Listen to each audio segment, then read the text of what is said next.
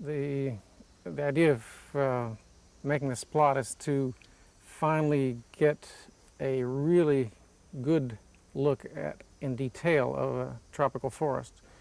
Up to now, people have walked into one spot, or they collect a few plants here, or study one insect here, but without ever getting a picture of how a whole forest really is made up.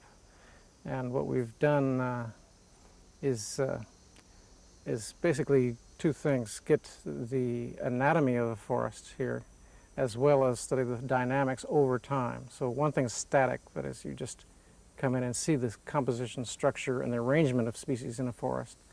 The other is to study how this changes over time, to understand how it works.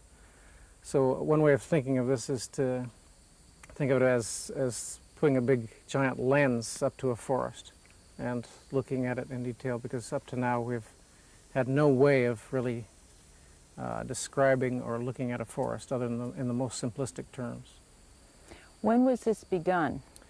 Well, we started this project in 1980. Actually, it was in the late 70s when Steve Hubble, who was then at the University of Iowa, and I got together and decided this was something we felt could be done and had to be done.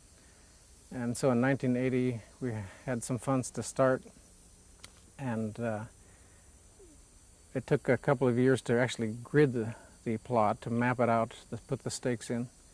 And then it wasn't until 1982 really that we got started mapping all the plants in the plot.